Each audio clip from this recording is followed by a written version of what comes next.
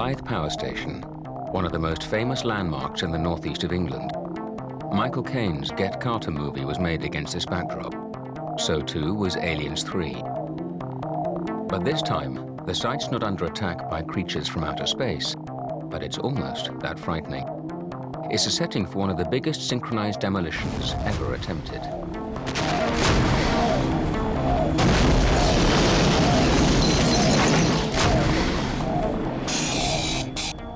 Four massive concrete chimneys stand between success or failure for one of Britain's best explosive demolition companies, the Controlled Demolition Group. Dick Green, Mick Williams, and Holly Bennett are all here. It's a tough mission, but one thing that might be on their side is that they've done demolitions in Blythe before.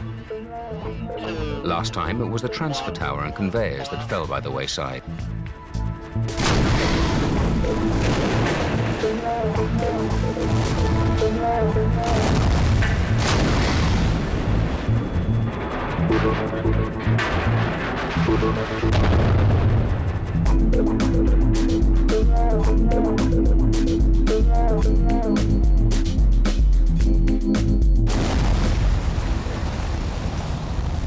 It's dropped really perfectly.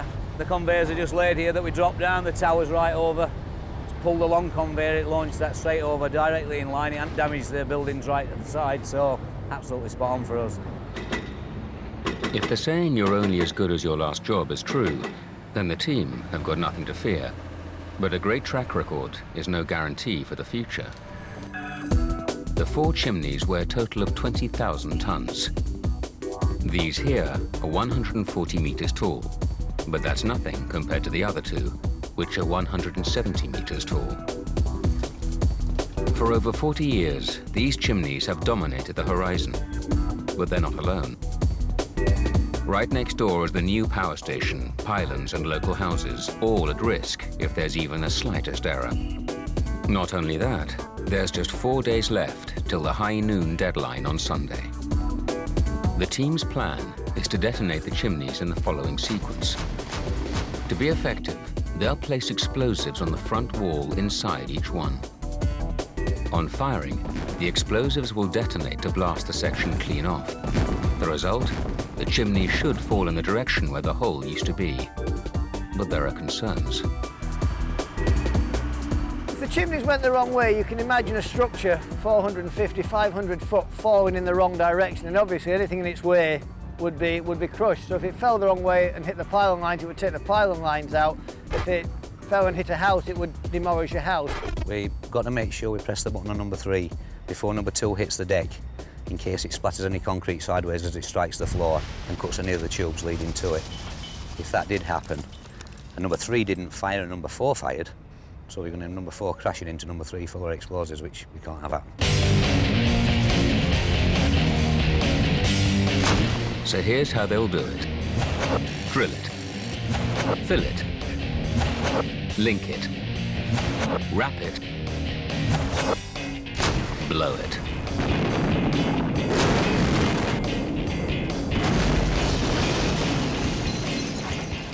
Working with explosives is good, obviously it sounds sexy.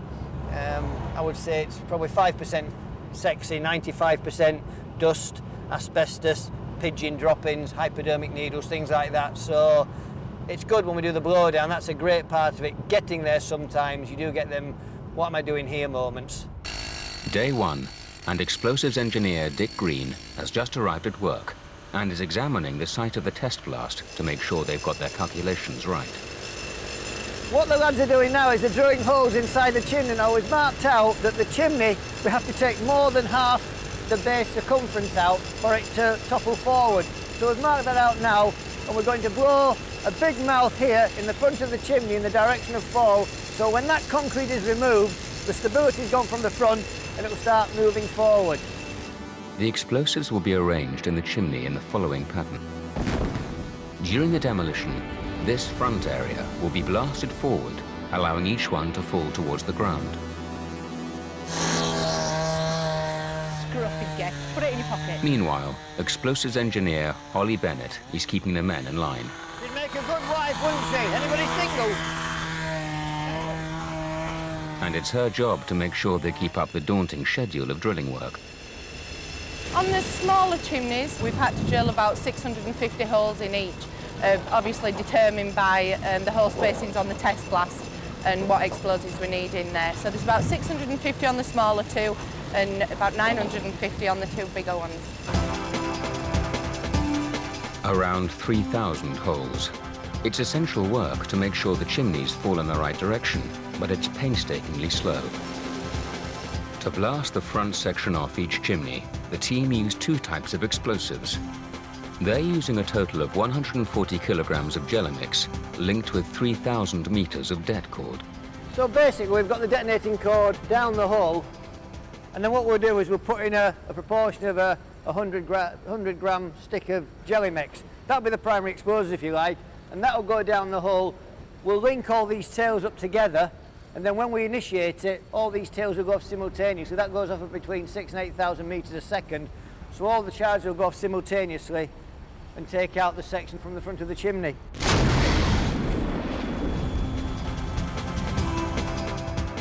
As Holly works on, senior explosives engineer Mick Williams, who's on another job, knows the chimneys are in safe hands.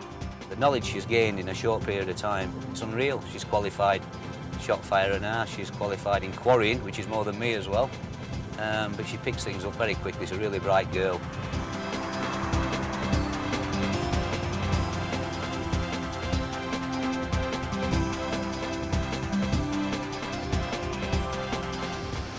The job's progressing well, but they're not only battling against the deadline, they're also battling against the elements. No matter what the weather's like today up in the northeast, no matter how windy, how rainy, how foggy it gets, we've got to carry on working, and we've got to ensure that these 4 chimneys are ready for 12 o'clock on Sunday. So we just have to work through it. And work through it they do. It's the end of a grueling day, but there's no let-up as explosives are still being added to the hundreds of holes.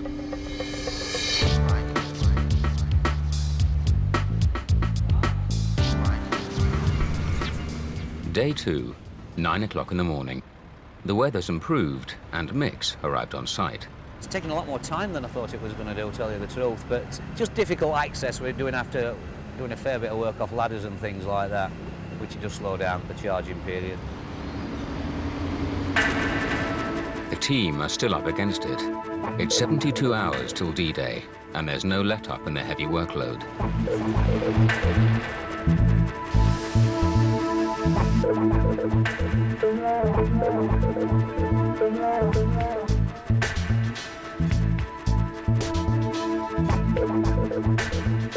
Midway through the day, they finally start putting up the first layer of protection. What we've got here is a conveyor belt which is about 15-20 mil thick, laid down the length of the chimney where we're blasting it, so that when we set off the detonation, it'll restrict the fly that comes out of the chimney. And there are a few properties still within the complex that have got glass windows, and what we don't want to do is have pieces of concrete flying from the chimney and ejecting through the windows. And because so much power will be unleashed during the demolition, the team have to add a secondary layer of protection called Teram, a lightweight textile that's incredibly strong.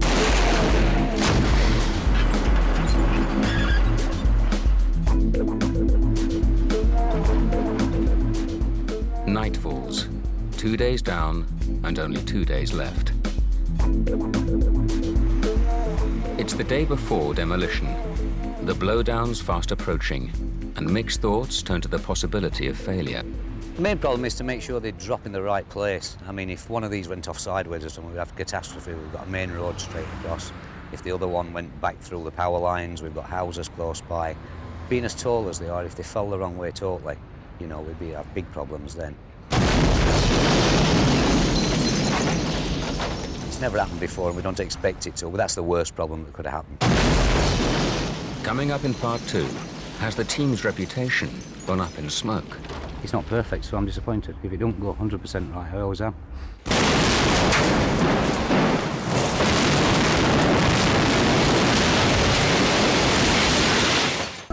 Blythe chimneys, The day before one of the biggest synchronized demolitions ever attempted.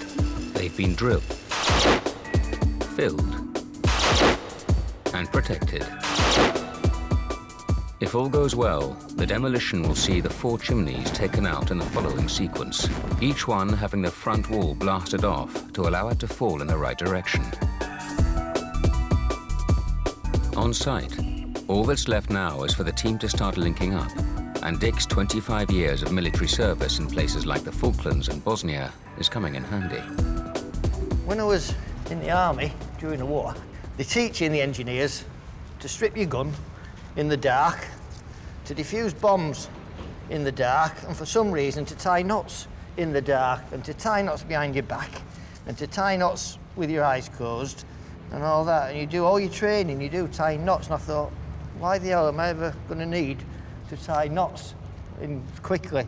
And the old drill instructor, I suppose, from 30 years ago, I should thank him for showing me how to tie knots or making me tie knots fast. I knew it'd come in handy one day. The 12 noon Sunday deadline is fast approaching. And inside the chimneys, the topic of conversation turns to a worrying matter. The team has only 3 firing devices, but there are 4 chimneys to detonate. So they'll have to swap one mid-demolition. Tomorrow morning, probably 10 minutes to go, it'd be interesting, I would think. But now we've talked about it, how we're going to do it. We'll be all 3 of us firing something.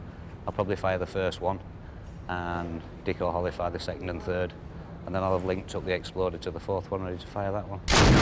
It'll go all right, but it'll be pretty twitchy, I would think. Providing Mick don't fumble with his fingers or trip over or anything, it'll be okay. The team have a lot on their mind, and there's just over 12 hours to go. The final protective measures are put in place on the site. Nothing is left to chance.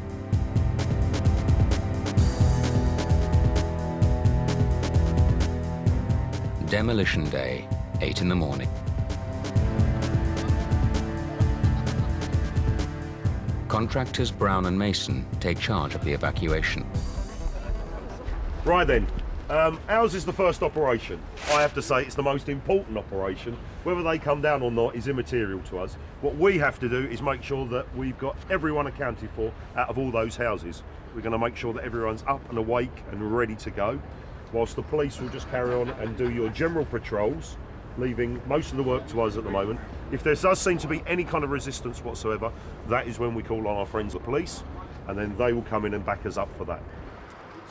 There's only 2 hours to clear the 70 houses situated within the exclusion zone.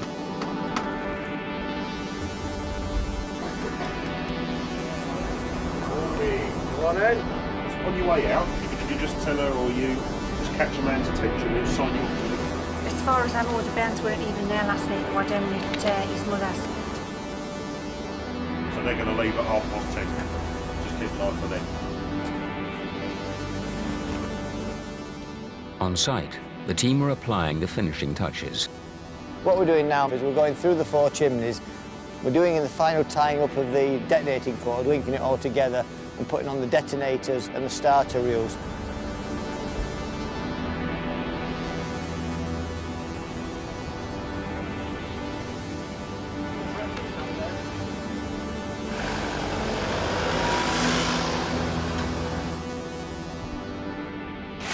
You've done it all before, and as I've said before, you're the most important people on this site. If you come up and say there's somebody in the zone, there's something you're not sure about, even if it's 20 seconds to go, we will stop it. Nobody's going to give you a hard time. We will stop it, we will check, and then we'll go through the system again. If these don't come down at 12 o'clock, it's not the end of the world. If they don't come down, it's not the end of the world. It's egg on our face, it'll cost us money, but it's not the end of the world. If these come down and some kiddie gets hurt or injured, then it is. Just 1 hour left. Mix under pressure. Getting all the starters out now, doing the final connections in about 15 minutes once the road's closed. So just running the lines out now to the firing point. Stomach's starting to churn a bit at the moment.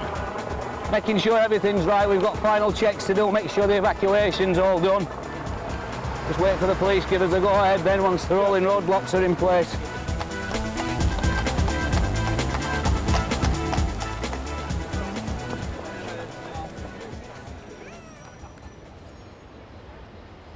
All clear on the estate, but for the team, the tension's increasing. Warming up, warming up. And even now, Mick's got his hands full. Hi, David. Aye, bit manic, mate, bit manic. Where are you? All right, mate, I've got to get up and put because I'm running lines out and stuff. I'll speak to you after blowdown. Number 20. And just keep back away from this tube, please. The final charges are the final links across the road now, so you won't be able to come right down there with me, all right? There's only 30 minutes left till blowdown.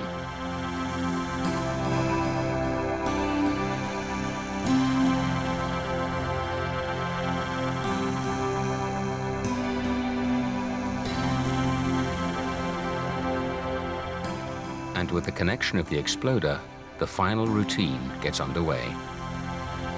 Siren on, Dick, siren on. Siren on. Never before has Blythe seen a demolition with so much resting on it. I just press mine, and I'll shout fire Ollie, shout fire Dick. Yeah. The team's excellent reputation means this job should be no problem. But the size of the chimneys and the difficulty of the sequence means the result of the demolition will be hard to predict.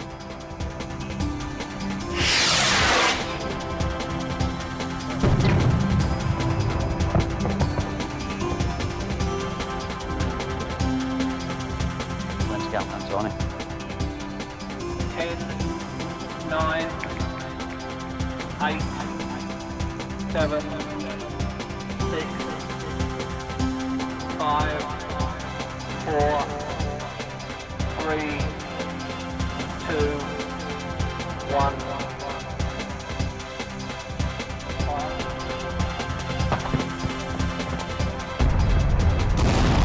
Keep moving.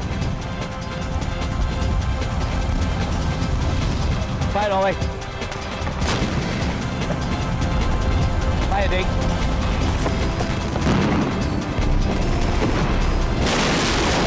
Go on, yeah, go on, get over.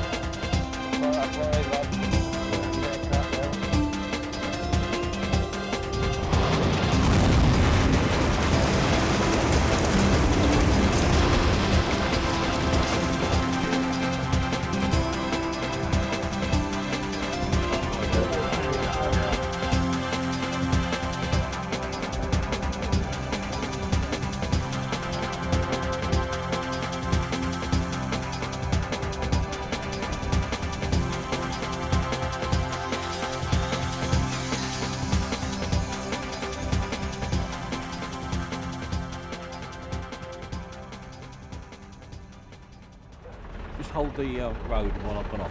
It's all right. Nobody's coming.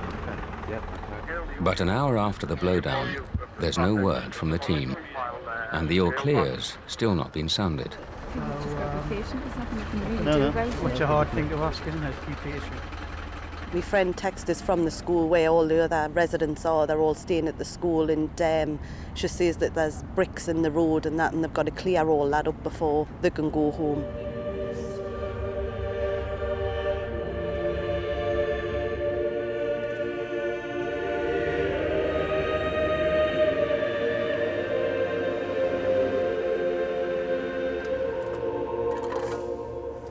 One of the chimneys went slightly offline, and consequently, when it went offline, it hit the ground and caused some splatter. So although nothing went anywhere near the edge of the exclusion zone, what it has done is thrown some mud onto the road here and against the buildings at the back of the site. So what we're busy on with now is cleaning the area up. 20,000 tons of concrete have been brought to the ground in one of the largest synchronized demolitions ever. But this was the moment when one chimney went offline and devastated our camera.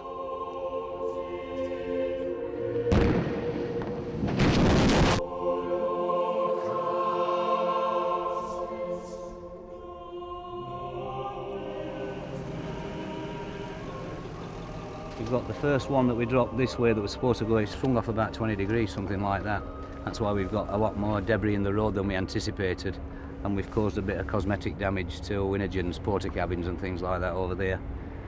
The one at the back has swung off the other way. It's gone about 15 degrees to the right, and it's done a little bit of damage to National Grid. We've cracked one of the pots insulators on top of the transformer, and we've also smashed a couple of windows and put a few holes in the shed. To cause any damage is disappointing. We did get a lot of splatter when it hit the deck. We were expecting that, but if we'd have kept them online, we wouldn't have caused any damage, I don't think. We'd still got a bit of spillage onto the road. It's not perfect, so I'm disappointed. If it don't go 100% right, I always am. A downbeat Mick remains on site, whilst outside, it's the start of a new era for the town as life starts getting back to normal.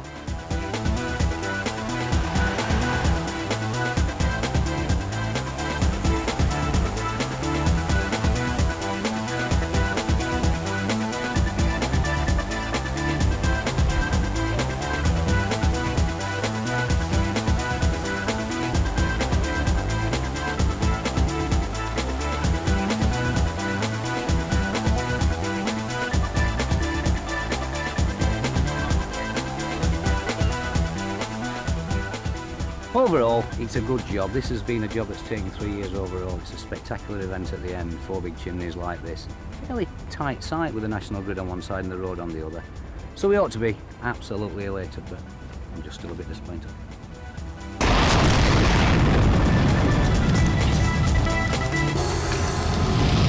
Bye, Ollie.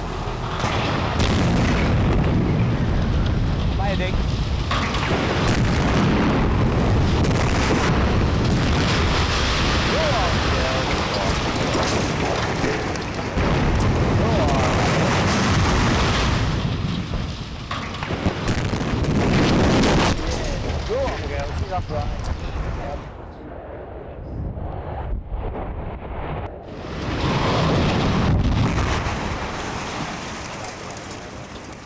Controlled Demolition's years of work at the power station are finally over. The team may be disappointed, but this was a major achievement. The chimneys are down, no one was injured, and Blythe's skyline will never be the same.